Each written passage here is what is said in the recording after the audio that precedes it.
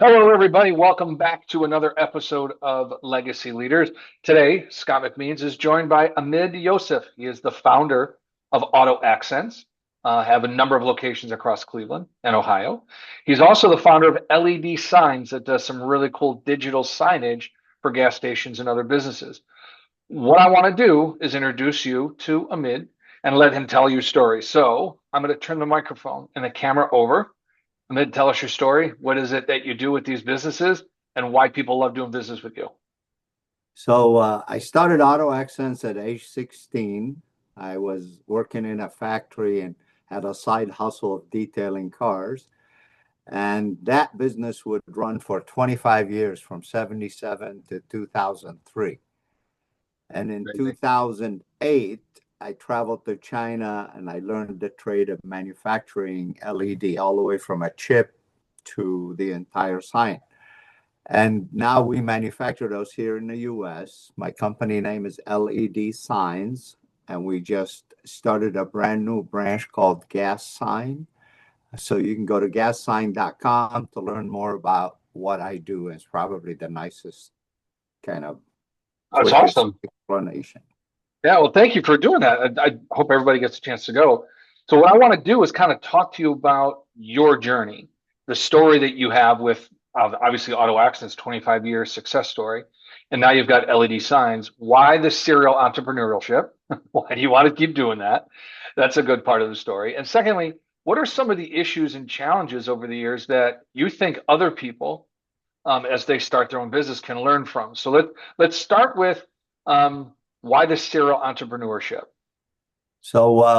Part of it is that you find that the freedom that being an entrepreneur you have is immense. Mhm. So I tell people, don't think that being an entrepreneur means you're giving up 8 hours for 4 hours. It's the exact opposite. You're giving up 8 hours for 16, but those 16 are yours. When I very first job I ever did, I found a bottle of new finished car wax, and I took the leftover after doing my dad's car and went to Westlake on a road called Chaucer, and I would knock on 100 doors, and I could barely speak English, but I would hand them this sheet of paper. I said, "I clean car."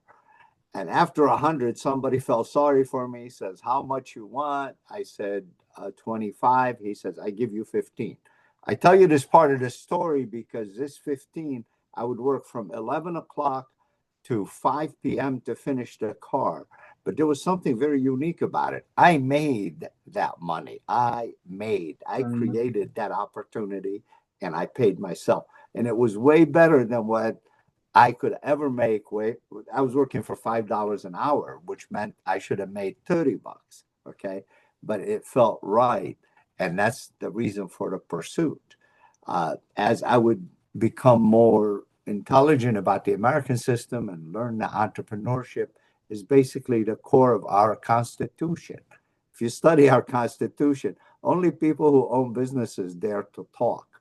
And the First Amendment that we talk about, if you work for somebody and he thinks differently than you and you talk, he's going to fire you. But if you're the owner of the company, you're basically the guardian of our Mm. Constitution. It's that deep. Amid, that is an incredibly deep conversation. Never heard of it placed that way before.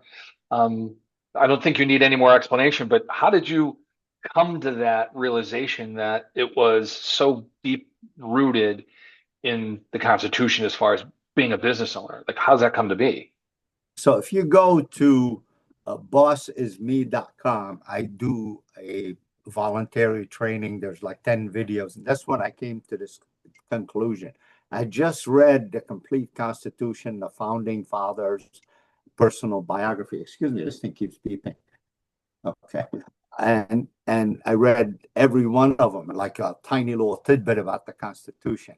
Who was there for every discussion except a half an hour? From our Uh, founding fathers. There was only one guy who was there for every single discussion. And I'll just let you take a stab at one of the names: if I had to Washington, guess, Hancock. Benjamin Franklin would be the one I would guess. But it wasn't. It was Madison. Okay. Madison was at every single discussion except 1/2 hour. So he's considered the father of our Constitution. He was a bit of a uh, like a precise type person. Okay. And all of them were really unique people. One of the things you don't know about our Constitution is they were going to kill them when they came out of that hall with the signature. And four of them would eventually pay for their life, Yeah. for it with their life. So the Constitution is really unique. We Americans have something so neat that Hmm. sometimes when someone disrespects it, I just want to punch his lights out. You know, I was non-gun loving guy. Okay. And I was like, I have a gun, you want to kill somebody. And then you read the Constitution and you realize the gun is there for a reason. And it isn't to kill your neighbor, it's to kill the arrogant ruler who shows up and says, I want to mistreat you.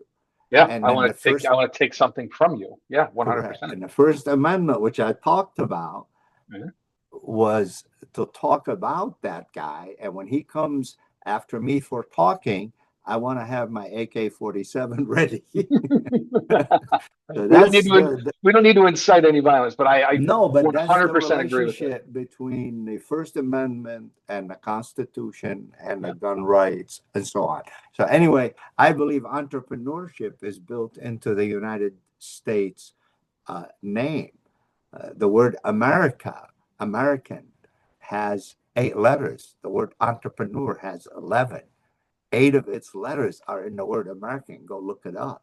And the three Nice. that are missing is PUT. We are tasked with putting the entrepreneur back into the American. And Look you're at doing that. That's a great little thing. I like that. That's really good. it. So you have a successful business in auto accents. Yes. Why the transition from there into a different business? So we were the largest agent for AirTouch Cellular One in Ohio.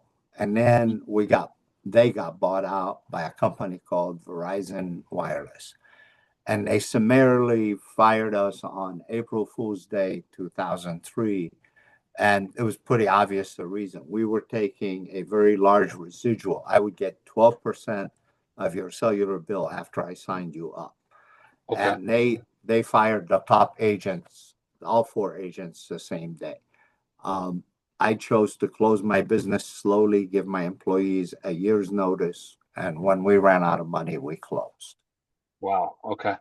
The 24 April 2004 is when we shut down. The vice president, his name's Wally Poston. He was my VP, and I worked for an entire year without pay just so we can say goodbye to everybody. And it was the best thing we ever did. No, that's amazing because the employees they had no issue with it. They weren't necessarily the ones that needed or were looking for a job being reduced, but you did the honorable thing and you gave them a year's notice and worked with them. That's incredible. So I give you tons of credit for that. How much longer between the ending of auto accents to the beginning of the LED signs? So in 2007, I attempted to come back with auto accents. I opened a store, except I had lost the zest for what I did when I was 16. I was into cars. Yeah, I was a car guy. I did your sunroofs and your remote start and your alarm and the electronics and the Alpine and the Sony and the Oh yeah. JBL and the Rockford Fosgates. That was us. And so I tried to come back in 2007, and I realized that what I needed was my old ad budget. I used to advertise a lot. You look up Uh-huh. on billboards, on signs, on buses. We were there, and I didn't have any ad money. So, you're generating 20,000. How much of it can you spend? Yeah, yeah, yeah. So I decided I wanted to, and it came to me when I'm standing on or sitting in a kitchen upstairs looking at traffic on Pearl Road. I was like, uh, if I on Mandalay and Pearl, I built that big mansion there too. Uh, Between Wendy's and AutoZone, just to give you a reference of Parma Okay. Heights. Yep. I'm sitting and I'm looking and I'm counting. There's 35,000 cars passing me, and I'm having to pay for advertising. And so I was like, what can I do to tell them it's here, right here, the Yeah. arrow, you know? So I remember when I started out, the way I started my business was an old arrow sign, the white arrow sign. You change the letters manually. Yep. If you Okay. don't have advertising money, the best advertising money is that $500 for that sign. Buy it. Okay. But I did not like having to go out there and use these plastic letters and change them every Friday. And I Hmm. swore that one day I'm going to learn how to do that better. And that's where the impetus was to go to China and learn LED. And I would actually design that same sign, but now it's electronic. So if you go to ledsigns.com, signs ends with a Z, you can Okay. learn a lot about that business. And What I love that's, about this, okay, this is a really good lesson I want people to pay attention to, right?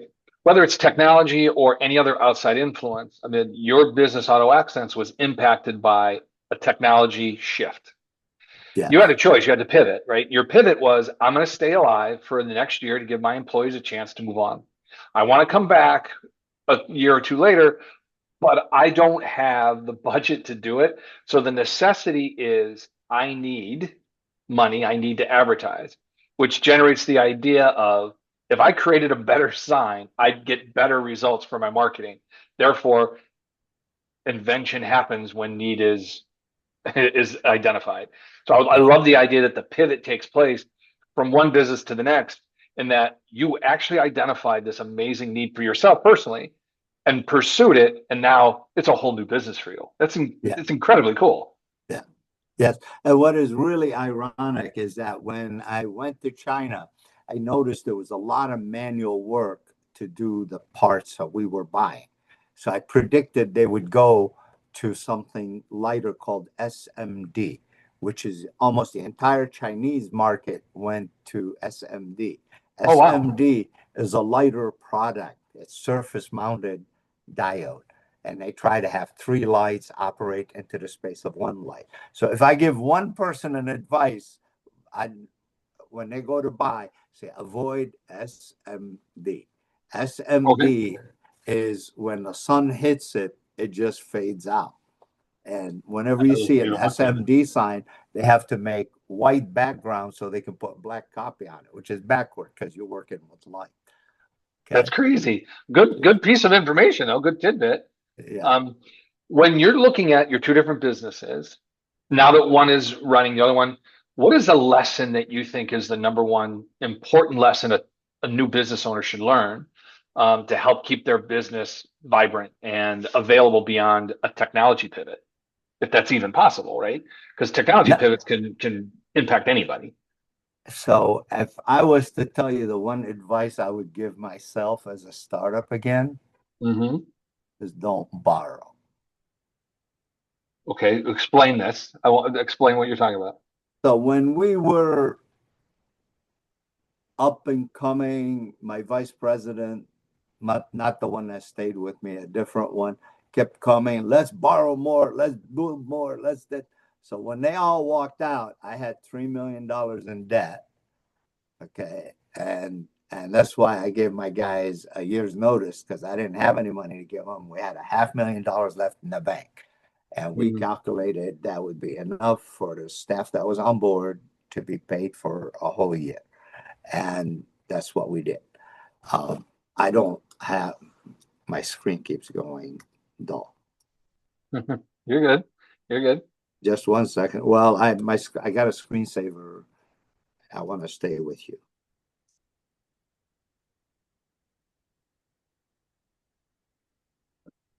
Good God.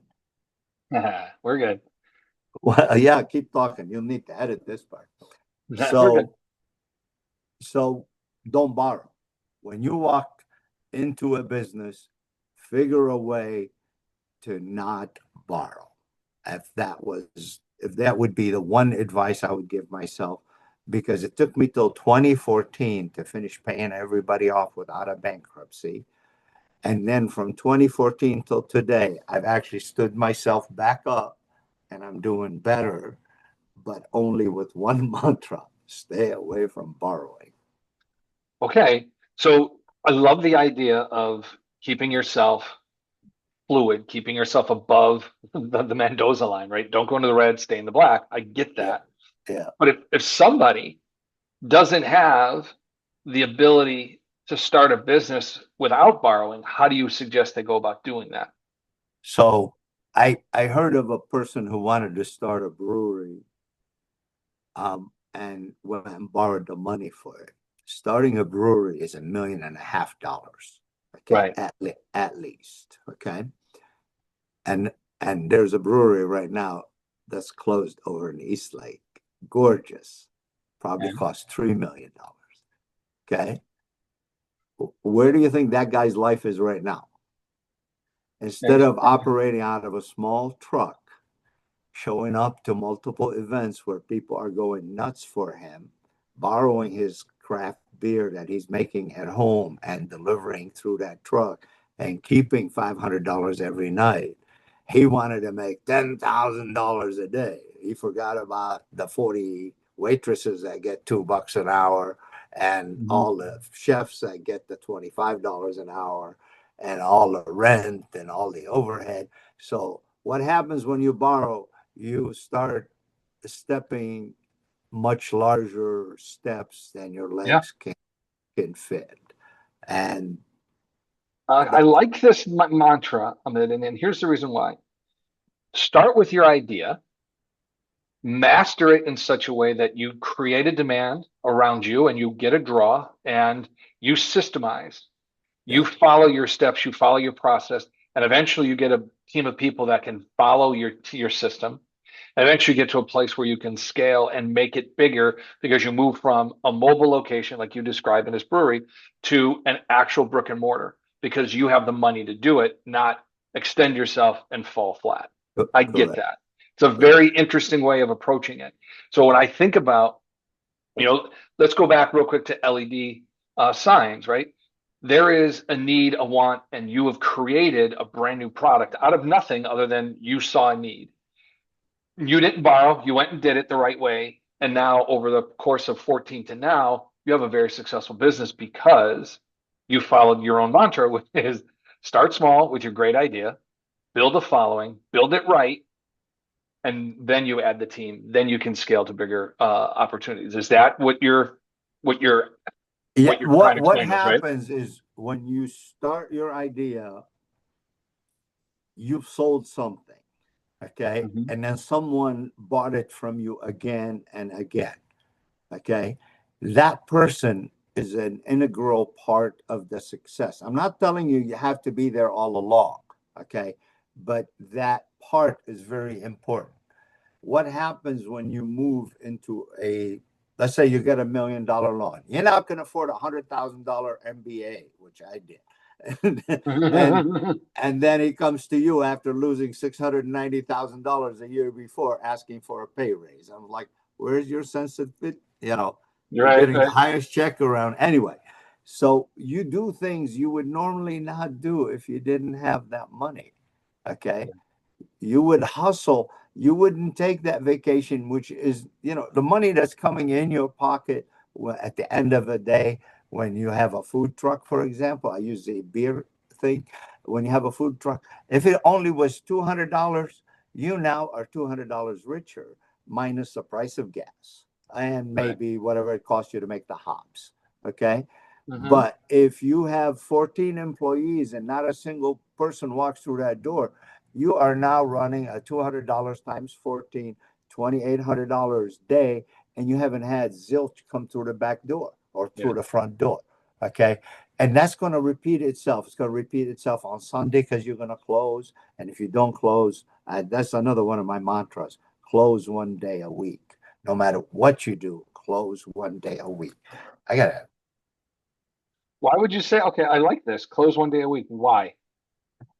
So let's just say you have a business and it is in a location. Okay. Sorry, I'm going off of your You're good. intended You're good. question. This is great. If you have a business and you don't close one day a week, we did that. We were auto accents. We're running fine. Business is fine. We have 12 locations. And the vice president comes, well, we should open on Sunday. I said, well, you know what? I go to church on Sunday. I don't open on Sunday. And I'm never going to come to work on Sunday. and probably you're never going to come to work on Sunday. Yeah, well, don't worry, I'll make it taken care of. I swear it was the day our business went down the toilet, because Really? he wouldn't come to work on Sunday. I wouldn't come to work on Sunday. So we created a lower class worker, okay, who basically feels like, well, I just work here for the money. When people Mhm. work for the money, they don't work with passion. And when people walk through your front door, they want to see passion.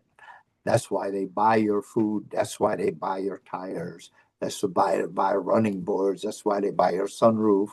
Okay. They buy it because you're dripping with passion, not because your price is better. Okay. This is, and I'm going to say this, one of the most powerful statements I have ever heard on my podcast, as far as how you can relate what you do for a living to the people that want to buy your stuff.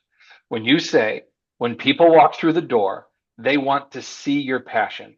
Never heard it explained that way, but I got to be honest with you and say that is one of the most profound ways of identifying why you are in business. And I love the idea that you took a day off. I look at that from the philosophy of Chick-fil-A is off on Sundays. And there's a number of reasons why they are, right? But here's the funny thing to think about it. Whenever you drive by a Chick-fil-A on a Sunday, what immediately hits you? God, I wish they were open. I really want Chick-fil-A. And then you want to go to Chick-fil-A on Monday because you didn't get it yesterday. You're inclined to go get it on Monday. I'd love to see the analytics of a Chick-fil-A store, what their Monday versus Tuesday, Wednesday, Thursday, Friday, Saturday sales are, because I'm assuming, just based on my little case study in my brain here, that Mondays are a powerful day for them because people didn't get it yesterday, so they want to come back and get it. I don't know if that So works in in the auto industry, like, right? that's one more take I didn't take on it, but it's a good one. Yeah. The being forbidden Hmm. project on Sunday. I want to tell you something else. We're a country that, for what it's worth, we're built on believing in God. Whether you're Muslim, it should be Friday. Whether you're Jew, it should be Saturday. Yeah. Whether you're Christian, it should be Sunday, and it should be Sunday. God says, don't work one day. Give me one stupid day to come and say thank you. I'm sorry, I don't want to go off on a religious tangent, but No. go take your family, dress up, go for a drive, go for a bicycle ride. What in the world? You're the boss. You're Yeah. the boss. Make those Well, decisions. the statement is true no matter what day it is. I agree that Sunday makes the most sense because it's just the least commercial day, but it makes sense. And there's a number of reasons why. You laid them out really well. You need that day off to be away from the business. I think you need family time. That's number one. Number two, if you are open on Sunday, you don't get the best quality of people because they don't follow your passion. I think that's three. And the third one, if you can develop and create some level of forbidden fruit mentality of, well, I didn't get a chance to talk to them on Sunday. I'm going to go on Monday. There's something to be said about that. And I honestly believe, from a convenience perspective, everybody loves the idea they get to a 24/7 store, but they don't go to a 24/7 store all the time to buy what they need to, only when it's convenient. They go to the stores that they like, know, and trust because they've been there and they've experienced it and they recognize they are not open every day of the week, and I appreciate them for doing that. So I will come back tomorrow to get my things. I'm with it. I totally get it, especially on the commercial side, right? When it's business to business, I think that makes sense. On the consumer side, you need to be a little bit more sensitive to what people are looking for. But the three reasons we identified why you should be closed one day a week are very powerful reasons why you should be closed once a week. I like it. I like it a lot, actually.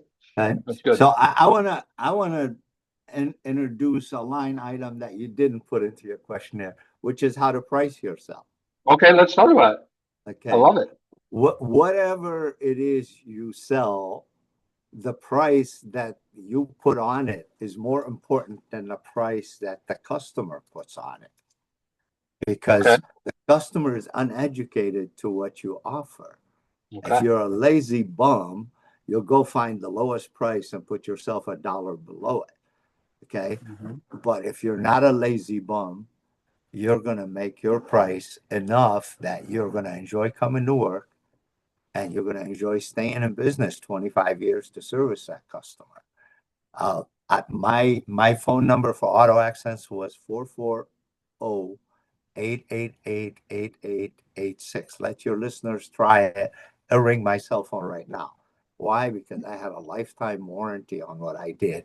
And to this day, I get people that I help out and we fix their problem, even though the company is no longer in business. And it's Love usually that. a pleasure because it doesn't happen often. And the customer is just blown away that 30 years later, someone still Yeah. gives a hoot about a promise they made. So I'm telling you that because that's the relationship you're building. You're not taking people, you want to take people's money and just run away, just run an internet scam. Okay. But you're building something really neat. You want to see what one looks like that was built on all these principles. Go to Jamaican food called Caribbean Delight. It happens to be in our building in North Randall. And just watch. They haven't spent a dime in advertising in 7 years. She has never been late on her rent ever. 7 years. She has never been one day late. Okay. And I identify late as paying after the first. So Yeah. she pays on the first every single month and she's happy. Her business is good. Never spent a dime in advertising. All we did is that sign says $7 meal here, $7 meal here. To everybody that passes, eventually it sinks Yeah. in. There's a $7 meal here. No, that's brilliant. And the idea that you made comment about pricing, right? The price is it's more important for you as the business to place your value on the price into the marketplace than it is for the consumer to kind of justify your price. Correct. What I love about the pricing model that you're describing, value is the most important thing that people need to be exchanging their money for.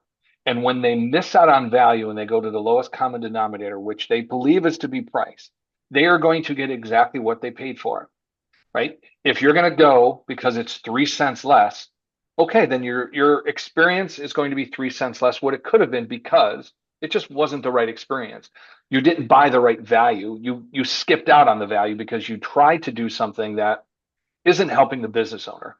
And I'm not saying businesses should be price gouging people. That's nowhere near what I'm saying. And I know that's what you're not saying. What I recognize is the value a business places on itself and its contribution is purely transparent in that when they say, you can get this good product or service for this price, and here are the value reasons why you should buy it, then it's a very easy, upfront, and candid discussion. And somebody can make a decision based on what they need and want, not based on what's the least expensive way to go. I am a firm believer in we are for-profit organizations, and I'm in this to make money. Now that we've gotten that out of the way, here's my value proposition and why you should buy my product, good, or service, because I will provide you with what you want in exchange for the money you're going to give me. We're clean, we're good, right? There's no confusion there. When I think people start doing discounts and start doing different displays of packages and stuff, it's great to get people in, but the value always has to be there, regardless of what you're going to sell. If the value isn't there, you won't have somebody, like you said, buys and then buys again and buys again. They're only going to buy once because they hated the experience, Correct. right? That's the key to all of this. I'm going to give you a tiny example. It happened Please. last week. We sell a small sign that's 4 feet long by 1.5 foot high. It's about the size of a gas station sign that changes the letters. Gotcha. And instead of just saying 318, you know, per G, our sign will say Harry's has milk and it's 318 per G, and we have chips and we have a drive-through and we're located in Painesville. You can say anything you want. It's on the same size sign. You could buy those letter signs for about $900 pretty much on eBay. Okay. Yeah. I have a customer from Painesville comes in. He says, I want three. How much? And it speaks Indian. I want to try to fade Indian. How much for all three? I said, each one is $29.95 times three. I said, what about the discount? And he's doing this first on the phone. I said, Yeah. sir, you could buy these for $900 on eBay, probably something comparable. But I have a patent on what we do, and it's basically being so simple that instead of knowing computers and being a genius, all you do is you load the message on a computer, but you hand this little guy Yeah. to a customer and you say, on Monday, put the yellow one in, and on Tuesday, put the black one in, on Wednesday, put the red one in. So they're translating your message to the consumer untouched because you designed the message on Yeah. your kitchen in the computer which we gave you. We give you a computer and we give you 2 years worth of unlimited support, which means you can call me anywhere I am in the world and I will make you a message for your sign. That's Okay. incredible. I What love we that. found, people don't change them often. They need a hand holding until it's perfect. And once it's working, they don't change them. They don't come back every 2 weeks, change it for me, or Yeah. every Yeah. 2 hours, change it for me. Plus, we teach them how to change the 349 to 318. That's not that hard. That's easy. Yeah. Yeah. But if the sign breaks within 2 years, we will fix it. If the face is burned, we will fix it. If the whole thing catches on fire, we will fix it. Okay. But the main thing, you get that for 2 years. And let's see what he said. I said, why did you come? He came and he bought one. He says, you're selling me 2 years of hand holding. That's worth a lot more than $3,000. So I'm Boom. paying you your money. Okay. Boom. He's an educated consumer who knows he can get it for a third the price, but now he's on the phone with China trying to figure out how to make it work. Okay. Hmm. And what we're selling him is a first rate product that has my name on it. So we're going to make sure that he is well cared for. Okay. What's great about that, Amit, and I love the story. You didn't have to convince him of anything. He came to that conclusion himself. You presented your value, and he looked at it and said, "Well, yeah, you're giving me 2 years of handholding. I don't have to worry about anything. I don't Right. have to do this, and you're going to Right. take care of me." Right. Yeah, that's worth a lot more than $3,000. Not to Yeah. And yet, mention, but not to mention, you're going to help me sell more product, which instead right. of this static sign, I'm going to have this dynamic sign that changes and does all these great, wonderful things. My message is going to reach multiple people. I'm going to get more revenue out of this than I would have if I bought the other one.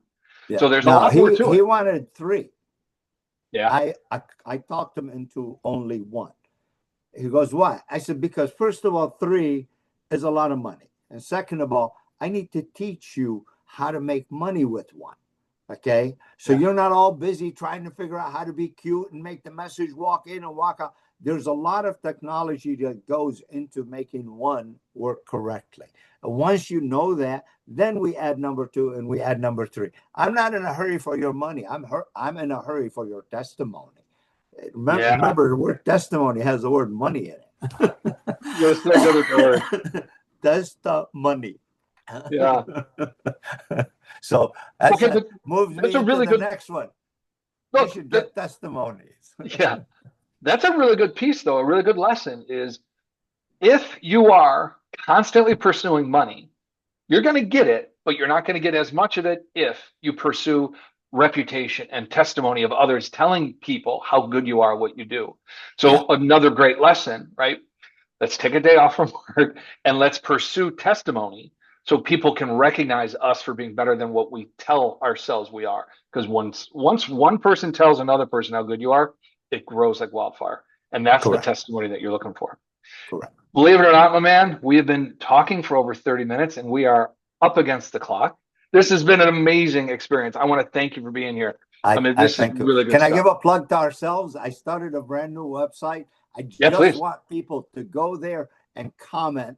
Okay. Just Yeah, in the comment, you'll be doing me a giant favor if you just say, hey, Sean and you, I saw you on the SBL performance by action coach or whatever they write. I don't care. Just a comment would do me a giant favor. okay. And what website you want them to go to? GasSign.com. Okay. It's Is my it baby site. I started it. GASSINIGN.com? Yeah. I just Okay, started this a week ago, and I just perfect. want to comment. What do you guys think of that site? We'll do it. We'll do it. Thank you, man. I appreciate it. We'll see everybody on the next. Hey, and by the way, to all of you entrepreneurs working with Sean, you're making a step way better than me. I did not have that luxury, and I see you at the top. Thank you, my brother. Bye now.